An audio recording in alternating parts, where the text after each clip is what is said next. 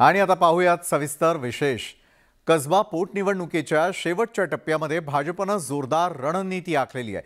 Team Devendra 5 दिवसांपासून पुण्यामध्ये ठाण मांडून बसलेले आहेत, तर फडणवीसांच्या विश्वासातले 3 मंत्री खासगी भेटी आणि बैठकांवरती भर देत आहेत। दुसरीकडे मुख्यमंत्र्यांनीही पुण्यामध्ये तळ ठोकलेला आहे। पाहूयात त्याच विषयीचा आमचा विशेष रिपोर्ट। कसबा विधानसभा पोटनिवडणुकीचा प्रचार शिगेला पोहोचलाय। उपमुख्यमंत्री देवेंद्र फडणवीस यांनी प्रचारात कोणतीही कसर राहू नये यासाठी खास प्लॅनिंग केलंय। आगामी निवडणुकांच्या आधी होणारी ही निवडणूक कार्यकर्त्यांना बळ देणारी ठरणार आहे। त्यामुळे भाजपने कसबा मतदारसंघात पूर्ण ताकद पणाला लावली आहे। टीम देवेंद्रमधील रवींद्र चव्हाण, गिरीश महाजन, प्रवीण दरेकर, प्रसाद लाड एकाच वेळी वेगवेगळ्या आघाड्यांवर काम करतायत। भाजपने कसब्याच्या पोटनिवडणुकीत जाहीर प्रचारापेक्षा थेट आणि वैयक्तिक गाठी भेटींवर जास्त भर दिलाय।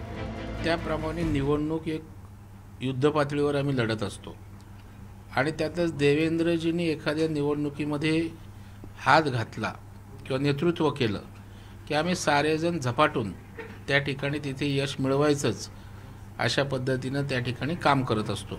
निश्चितपणे भारतीय जनता पार्टीचा कार्यकर्ता असेल, नेता असेल, हा प्रत्येक जण निवडणुकीमध्ये स्वतःला झोकून देत असतो।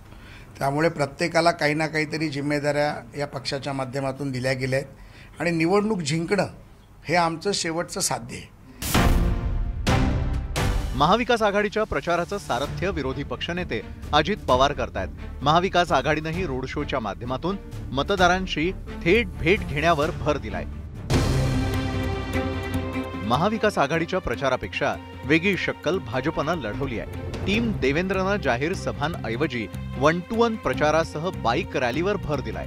मुख्यमंत्री आणि उपमुख्यमंत्रीही बाईक रॅलीलाच प्राधान्य देत आहेत। कसबा पोटनिवडणुकीचा प्रचार अगदी आता शेवटच्या टप्प्यात आलाय आणि यापूर्वी सभा, मेळावे या माध्यमातून सर्व प्रमुख नेत्यांनी प्रचार केलेला आहे।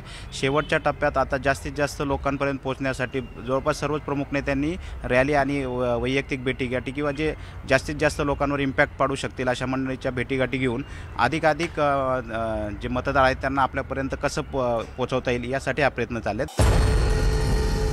टीम देवेंद्रने मागील आठवडाभर केलेल्या नियोजनामुळे भाजपची शक्तीस्थळं वाढली आहेत। चुरशीच्या निवडणुकीत टीम देवेंद्रचं प्लॅनिंग यशस्वी ठरलं तर अपेक्षित निकाल लागू शकेल, हेही तितकंच खरं। व्हिडिओ जर्नलिस्ट गणेश कदमसह वैभव सोनावणे, न्यूज 18 लोकमत, पुणे।